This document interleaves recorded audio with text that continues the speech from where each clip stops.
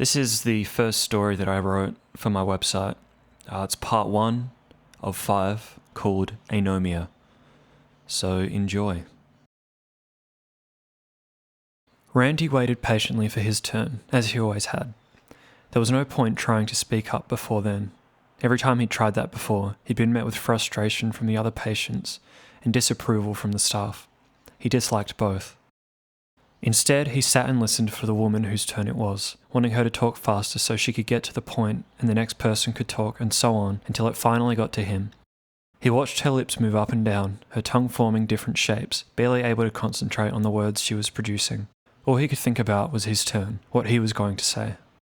He didn't even want to speak. He hated the attention. But he knew that the quicker it got to him and the quicker he told his story for the 100th time to these people, the quicker it would all be over, and so would the anxiety building in his chest, the pressure in his stomach. She finally appeared to be wrapping up her speech as Randy focused back on what she was actually saying. "That's why I'm here," she said, her eyes glued to the floor, refusing to meet all the others in the room currently watching her. "That's what everyone else tells me anyway. I guess you already know that too." Randy narrowed his eyes as she snickered, a small nervous sound. He was fixated on something entirely separate from anything she was saying. Her name. He was sure she'd said it at the start of the meeting, and besides, he'd seen her enough times that he would have learnt it at some point. Even her story of why she was here was one he could recite almost word for word for the amount of times he'd heard it. Yet, her name completely escaped his mind, just as it always did, any time he looked at someone and tried to remember their name. "I'm sorry," Randy found himself blurting out, unable to stifle his frustration. "What was your name again?" She looked at him for one nervous second before dropping her eyes again and snickering, unsure how to process the question. I know it, but you know." He tapped the side of his head and rolled his eyes. "Maybe you should wait your turn before you ask questions," a man piped up, sitting between Randy and the girl. "It's my turn, right?" he asked, looking at the group's doctor. The doctor nodded. Dr. Hargrove, Randy remembered. At least, he would have been able to remember it, even if it wasn't written on the staff member's name tag. "Yes, Harold, it's your turn," Dr. Hargrove spoke, her calm tone meant to soothe the circle of patients. Randy scoffed to himself and leaned back in his chair as Harold began to speak. The minutes went by as the elderly man spoke, informing everyone of his own problems and why he was there with the rest of them. Instead of listening and nodding along, adding comments here and there to show interest, as everyone else in the circle was doing, Randy tuned out all the other voices in the room to focus solely on the one in his head. As he listened to it, the pressure in his chest built, rising to his throat and shortening his breath. "Is it my turn now?" he blurted out again, unable to stop himself. The old man glared at Randy, along with most of the other patients in the circle, brave enough for the confrontation, while the doctor simply looked at him, patient, before raising her eyebrows to the old man in question. "Were you finished, Harold?" she asked. Harold's eyes still on Randy were almost hidden beneath his brow, before saying through his teeth, "Sure." Randy breathed a sigh of relief. Closing his eyes, he recited the small speech he'd prepared for this meeting, and all the other meetings like it he'd attended for the last few weeks. Or was it months? "I know we all know why I'm here, and why we're all here, but I still have to say it every week, like you all do. So here it is. It's impossible for me to remember names. That part of the brain is missing, or damaged, or something." He sighed and looked around the room, the few faces willing to meet his stare frowning with disapproval or discomfort. "I'm sorry," he said, speaking to those willing to listen. "I do remember all of you, as I'm sure you remember me. After all, we've spent a lot of time in here together. But that doesn't help me remember who you are, your names, or any real details about you. It's like you're all just blurs or something." Everyone in the room was silent, as if waiting for him to say more, but that was the end of his speech. He looked at the doctor, reading her name tag again before speaking. "What did you call it again, Dr. Hargrove?" The doctor looked at a clipboard of papers in her lap, flipping through before finding Randy's file. "Anomic aphasia, or simply anomia. The inability to remember certain words, in this case people's names. But of course, we already know this, right everyone?" Dr. Hargrove looked around the circle of patients, waiting for them to chime in and agree. One by one they did.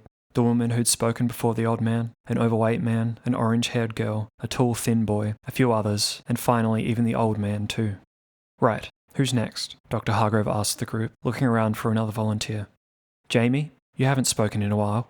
Jamie, the skinny tall boy, avoided her eyes and shook his head. After some gentle prodding from the doctor and some other patients, he accepted and spoke in a soft, quiet voice. After the group session had finished and they were allowed to, one by one the patients left, heading back to their respective rooms or the cafeteria for lunch or the activities area. Randy was unable to join any of them, stopped by the doctor outside the door. "Randy, hi. Where were you heading? I was probably going to get some food. Great. Can I go with you? I just wanted to discuss some things. Randy nodded and they headed towards the cafeteria, walking along the stark white hallways, cleaned to the point you could see your reflection in every surface. I wanted to ask you about your condition. I know it's all things we've discussed before, but you know that it helps me to regularly check in to see how much you can remember. Not just people's names, but everything. Even about yourself. You've had trouble recalling things in the past. Randy nodded as they walked by other hospital staff, nodding to each of them knowingly, though he couldn't for the life of him place names to their faces. What do you want to ask about specifically? You're able to remember your own name? Of course, Randy. Randall Peters. And you know where you're from? Where you were born and when? Yes, I was born and raised right here in, Glantonville, right, 23 years ago. And can you tell me where we are right now? The hospital. Glantonville, yes, Glantonville Hospital. The psychiatric ward. And do you know how long you've been here? I do. I mean, I don't think I could tell you an exact number of days, but I know it's been a few weeks. Maybe even a month or two. The days kind of blur together eventually. That's fine, Randy. Thank you for taking the time. I'll let you get on with your lunch now. Randy nodded goodbye to the doctor and she disappeared down another hallway and into a door, her office, her short dark hair bobbing with each determined step. He continued on into the cafeteria, where he stood in line with a tray, waiting for his meal to be served. When it was his turn, he studied the rows of assorted hospital food for his choosing. Mashed potatoes, boiled peas and carrots, meat that seemed artificial in every way, stale and unsalted fried potatoes. He met the eyes of the man behind the trays, smiling. Anything good today? Randy looked at the lunchman's name tag, thankful he was required to wear one. Dave? Though the name tag read David, Randy remembered upon reading it of the staff member's nickname. Just the usual, replied Dave, a little confused, though friendly. And how's the family? They're good. Thanks for asking. Randy always tried to make small talk to stay on good terms with all the staff he could, even the ones who weren't as social as others. He sat down to eat, noticing that almost everyone in the room had at some point looked at him with strange expressions. Most would look away when he made eye contact, but some held their gaze, like the old man, and some wouldn't look at all, their faces glued to their trays, like the thin boy. Randy was used to it. It had been like this for as long as he could remember, even before coming to the hospital. People were easy to offend, he knew, and if he could never remember someone's name, no matter how well he thought he knew them, it would always eventually drive a wedge between them. He'd lost enough meaningful relationships in the past to know it. That's why he'd come to the hospital in the first place, checked himself in to finally receive some sort of help. He'd tried most things already. Psychiatry, exposure therapy, memory training, screaming names into the mirror, mental exercises. None had worked. His last resort had always been some kind of intensive care, an extended stay, somewhere where he could receive all the treatments he'd tried in his life all at once. And now that's where he'd been for the last few weeks, or months, at this hospital. After finishing his meal, he walked back to his room. He had a little more free time for rest before he would start his exercises again, and he lay on his bed in his small cube of a room, every surface and piece of furniture as white and sterile as the walls. He closed his eyes and practiced reciting all the names he could remember, which were none. Even his parents, his siblings, younger brother and older sister, their faces came to mind, but matching a name to them was impossible. Like trying to remember the name of that movie you once saw, and you can remember all the plot details and the actors involved, but the name itself eludes you. When the name finally comes to you, it's a feeling of accomplishment and satisfaction unlike any other. Randy had missed that feeling in the years since he'd last achieved it. Eventually, he opened his eyes, vision wet and blurred from trying so hard to remember a single name and failing. He looked at the clock and realized he was late for his meeting, having started 10 minutes ago. He ran through the hallway to the doctor's office, knocking on the closed door urgently, ready to apologize. When she opened the door, the doctor, Hargrove, as the name tag said, looked surprised to see him. I'm sorry I'm late, Doctor Hargrove. I just fell asleep and didn't realize the time. I'm ready for the meeting now, if we can still get started. Recognition came to the doctor's features. Oh, Randy, I must have forgotten to tell you. We rescheduled the meeting. You're not late for anything. Oh, Randy sighed, his chest heaving from the exertion of running over and the anxiety of running late. That's a relief. I must have forgotten. I'm sorry. There's no need to apologize, Randy. It's understandable. Tell you what, when we do have our meeting Can you remember what the meeting was for? Yes, it's to practice remembering names. Exercises for my brain and memory. Right. Good job. She patted him on the shoulder with a warm smile. When we have our next session, I'll come and find you, rather than the other way around. That way you won't be late and you won't have to remember. How does that sound? Perfect, Randy said. One less thing he'd have to think about. Great. Now, have you organised your medication yet? I think I might be running low. Well, now that you have some spare time, I suggest you go to the dispensary and get that sorted. How does that sound? Okay, yeah, I'll do that. Great. I'll see you around, Randy. You too, Dr. Hargreaves. The doctor narrowed her friendly eyes, an encouraging smile on her lips. Close. Hargrove. Hargrove, right. Sorry. It's absolutely fine, the doctor said as she closed her office door. Bye, Randy. He walked down the hall to the far end of the corridor and disappeared through the large double doors, the only barrier between the psych ward and the rest of the hospital, the outside world. Having checked in here willingly, he could leave whenever he wanted, and sometimes he was tempted, but he always resolved that he needed to stay, to fix himself before he could return to the world. Per the doctor's suggestion, Randy made his way to the dispensary and talked with the nurse there, whose face he recognised but, of course, couldn't place her name until reading her name tag. Sarah. Sarah gave him a friendly greeting and asked for his name. My name? You know my name, Sarah. Randy Peters. Oh, honey, of course I do. I just have to ask every time, as a precaution. You know that. Randy nodded, remembering she was right, while Sarah turned to find his allotted prescriptions. She returned with them and handed them over, wishing him a nice day with a beaming grin and sing-song voice. Randy decided to spend the next few hours of his free time in the activities area, finding the library the most peaceful and easiest way to pass the time.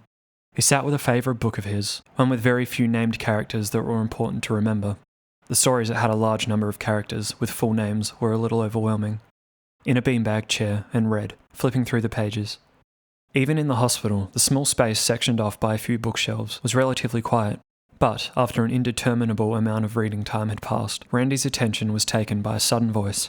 He looked up from his book, surprised to see the doctor again. She wasn't alone either. Beside her was a woman with long, light brown hair tied back in a tight ponytail, her bland, uncomfortable uniform identifying her as a patient, though one Randy had never seen before. He was sure they hadn't met, as not only did he not remember her name, he couldn't even place her face. She looked around the room with intrigued, fearless, wide eyes as the doctor talked. Some of our patients like to come here to read, or just to relax in a nice quiet space. Some of the staff too like to take some time here on their breaks. Feel free to use this area whenever you like, the doctor explained. When she noticed Randy sitting in his beanbag chair, she came over with a pleasant expression. Randy, just the person I was thinking of. The doctor and the unknown patient came over and stood above him, while he looked up at them from his slumped position, the book open on his belly. Really? Me? He looked at the patient curiously, who in turn looked him over with an amused grin. Why? Well, this is one of our newest patients. Her name is Nora. And, not too dissimilar to you, she has trouble with her memory. Randy nodded to the new patient, his interest perking as he sat up a little, the chair rustling beneath him. Is that so? You can't remember things either?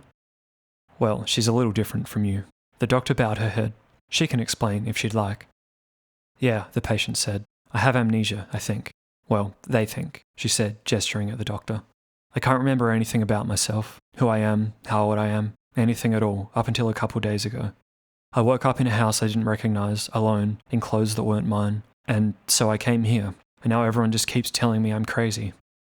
Oh, that's not true, Nora, the doctor said with a joking smile. No one here thinks you're crazy. Everyone here has their own troubles, and we're all here to try and figure out all those problems together. The patient nodded, though appeared unsatisfied. What did they get you for? She asked Randy. Well, he said, closing his eyes and working his memory. It's impossible for me to remember names. That part of my brain is missing, or damaged, or something. He looked back up at the woman. I'm sorry in advance if I forget yours. It's not personal, but I understand that it can be grating to some people. The new patient looked at the doctor as if awaiting confirmation. Well, nice to meet you. She held her hand down to him, and Randy reached up to shake it. You too. I thought it would be useful for you two to meet, the doctor said. Perhaps you could share your experiences, or lack of... Her eyes widened as she realised what she was about to say. Oh, I'm so sorry. I shouldn't make light of your conditions. It's fine, both patients said simultaneously. She sighed and shook her head before continuing. Just as you are in quite similar situations. I actually already explained to Nora why you're here, Randy. Oh? He looked at the patient. Then why did you ask? She shrugged. Wanted to see for myself. Hear it from you, directly. That okay? Randy nodded. Sure. He finally stood from the beanbag. Do you have a room yet? She does, the doctor said. Dr. Hargrove, name tag. I was on my way to showing her that next. Perhaps you'd like to join us, Randy. Randy nodded and put his book away, following the pair through the corridors to the women's sleeping quarters. So you really can't remember anything about yourself? Randy asked the patient as they walked. Only some things. My name, for instance. Other than that, not really, no. I can't imagine what that's like. The patient met his eyes, surprised.